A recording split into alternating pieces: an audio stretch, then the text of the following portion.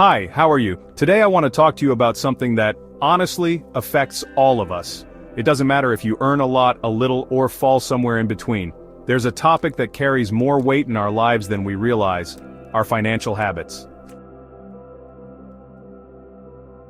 And listen closely. Having a comfortable economic situation doesn't automatically mean you have healthy finances. In fact, there are people who earn big salaries, yet live drowning in debt. Have you seen someone like that? Or maybe it's you, and you didn't even realize it. On the flip side, there are others who, earning less, manage to save, stay organized, and grow their wealth little by little. What's the difference? It's not always income, it's habit, it's money management.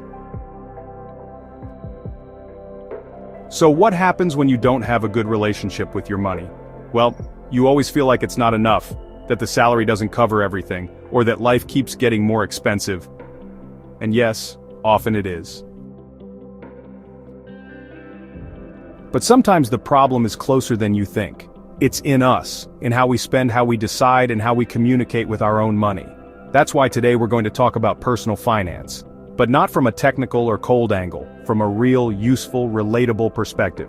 And since this is a channel about communication, we're also going to tie together money and personal communication, because trust me, they go hand in hand. So I invite you to take notes, think about yourself and your habits, and let's explore 3 key concepts that can help you not only save more but also take control of your money. Number 1. Lifestyle inflation, the silent enemy. Let's talk about a lesser-known concept that's just as important: personal or lifestyle inflation. We all talk about national inflation. Prices go up, money loses value. And worse, you end up just as or even more in debt than before.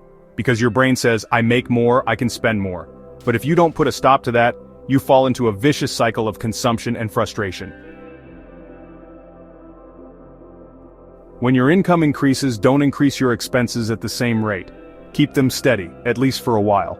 Use that gap to build an emergency fund, invest, pay off debt, or simply breathe easy. That's called living below your means. And it's not about being poor, it's about being smart. Number 2, automatic saving. Pay yourself first. And now a concept that can literally change your life: pay yourself first. What does that mean? Simple: before you pay bills, before you spend anything, set aside a percentage of your income just for you. Example: you earn $2,000 a month. Automatically, you set aside 10%, which is $200, and move it to a savings account. Ideally, one that's hard to access, that you don't have easy access to. Done. You live on the remaining $1,800. No magic. You can use banking apps, scheduled transfers, or automated systems. The key is don't rely on willpower. Make sure it's set aside before you even see it. People say, but I don't have enough to save, and I always reply, you'll never have enough unless you start small. Even if it's just $10, do it. It's the habit that changes everything. Number 3, financial education. If there's one thing we should have learned in school but didn't, it's this: financial education. Knowing how to make a budget, understanding how a credit card works, what an investment is, how taxes work. That's key, because guess what? Money will be in your life every single day. And if you don't understand it, it will control you. So, read, watch videos, follow good channels, take courses, become friends with money. Not to become obsessed, but so you're the one in control, not the other way around. Because when the time comes to stop working, what will you live on? On what you did before. So the sooner you learn, the better. Number 4, financial health. Want to know if you have financial health? You don't need a medical diagnosis, just a bit of honesty. Financial health is when you can cover your expenses, pay your bills, save a little, and still live well without stress. That means you pay your utilities, rent, eat well, and still have a little saved just in case. You don't need to be rich, just in control, knowing that if something happens tomorrow, you won't fall apart. That's financial health, living without money being the monster under your bed. Number 5, emergency fund. This one never goes out of style, because it saves your life in hard times.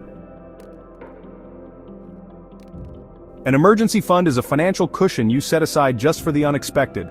A home repair, a health issue, job loss, any surprise expense.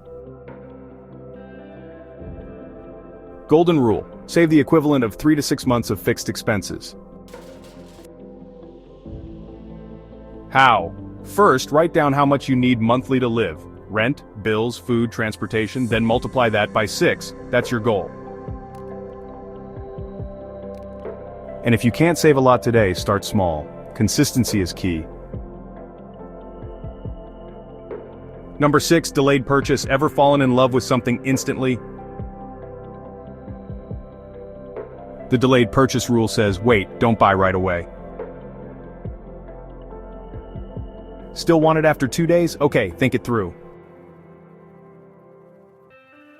Because many times that love at first sight fades faster than your bank balance. This helps turn emotional buys into conscious and rational ones. Want a new TV, designer jacket, fancy Bluetooth speaker? Wait 2 days, then decide. Number 7, financial minimalism. Let's talk about a concept that's not just financial but also a lifestyle: financial minimalism.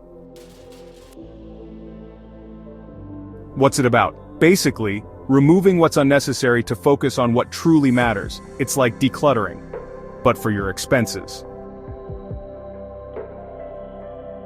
How many things do you pay for monthly that you don't even use? Maybe it's that subscription you got on a promo, or that impulse buy on an app. Try this. Make a list of all your monthly expenses. Then highlight in red what you could eliminate without affecting your daily life. That's financial minimalism. And the beauty is, it's not about deprivation, it's about redirecting your money into something that helps you grow. Savings, investing, education, health, etc. Number 8, good debt versus bad debt. Not all debt is bad. Good debt is the kind that helps improve your income in the future. Examples: a loan to study a degree or master's that'll boost your salary. A mortgage on a property you'll rent out. On the other hand, bad debt is the one that drowns you, buying unnecessary stuff on your credit card, spending on luxuries or whims that lose value fast, like a high-end car you don't need. Key question to ask before taking on debt: will this generate value in the future, or just short-term pleasure? Number 9, compound interest. This is the secret weapon of people who understand money. Compound interest is interest earned on interest. Simple example: you invest $1,000 today at 10% annual return. Next year you have $1,100. The year after, that 10% is on $1,100, not $1,000. And it keeps growing.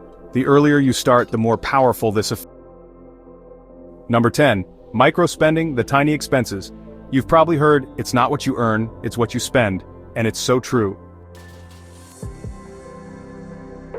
There's a silent enemy in personal finance: micro spending. These are small daily expenses that seem harmless, until you add them up. Then boom, they're a big chunk of your monthly budget. Real examples: that daily coffee from Starbucks or Dunkin', $5 a day, that's $150 a month. Snacks at work, a cookie here, an energy drink there, another $50 or $60. Apps or subscriptions you don't even use: Netflix, Spotify, Apple TV, that free trial you forgot to cancel, impulse buys, a sale shirt, a funny keychain, a scented candle you deserved. Sound familiar? It's not about becoming stingy or cutting every pleasure. It's about identifying those tiny leaks in your wallet. Try this exercise. For 1 week, write down every single thing you spend money on, even tips. At the end of the week, review it. You'll be surprised. How much could you have saved just by being a little more aware? Number 11, opportunity cost. This concept is powerful, and no one explains it this easily. Imagine this. You have $200. You can spend it on a fancy dinner, or invest it in a course that'll help you get a better job. You spend it on food? Cool. But what are you missing out on by not investing it in your future? That, my friend, is opportunity cost. What you miss out on by choosing one thing over another. So next time you make a financial decision, ask yourself, what valuable thing am I giving up by choosing this? Number 12, financial liquidity. Not everything in life is about owning assets. Financial liquidity is your ability to access cash quickly. If all your wealth is tied up in a house, land, or long-term investments, and an emergency hits, you could be in trouble. Having some of your money in liquid form like cash or easily accessible accounts gives you peace of mind and flexibility. It's not about keeping it all in cash, just a strategic portion. Number 13, phantom expenses. This is another sneaky one. Phantom expenses are small money leaks you don't even notice, but they're there. Examples include streaming platforms you no longer use, services you subscribed to years ago and forgot to cancel, and minimum fees that auto-debit without your awareness. Here's a recommendation. Check your bank statements at least once a month, spot recurring, unnecessary charges, and cancel anything that doesn't add real value. Number 14, mindful spending. You know when you walk past a shop window, see something beautiful, and go, I want it now? Well, that's not mindful spending, that's impulse. Mindful spending is about hitting the brakes and asking yourself, wait, does this thing I want to buy actually add value to my life? Do I need it? Will it really make me feel good? Or am I just buying it out of emotion? Example, you walk by a jewelry store, see something shiny, walk in, and boom, you buy it. But then at home you ask yourself, why did I even buy this? Wouldn't it have been better to invest that money somewhere else? So, it's not about never treating yourself, it's about understanding why you're buying. Emotion plays a role too. So from now on, think before you swipe your card. Number 15, diversification. Don't put all your eggs in one basket. Diversification means spreading your money across different types of assets to reduce risk. For example, some in savings, some in stocks or mutual funds, and some in property or business investments. That way, if one market drops, the others can help balance things out. It's one of the golden rules of smart finance. Diversification won't make you rich overnight, but it will protect you and help you grow steadily. Well, if you made it this far, congrats. That already shows you care about your money, your peace of mind, and your future. Today I gave you 15 concepts that may seem simple, but when applied correctly, can seriously change your life. Because it's not just about having more money, it's about having more control, more mental clarity, and more freedom. So now, it's your turn. Start with one, the one that hit you hardest, the one you thought, damn, I need to start doing this now, then go for the next, and the next. Because financial health isn't luck, it's knowledge plus habits plus conscious decisions. And if you want, I'll walk that path with you.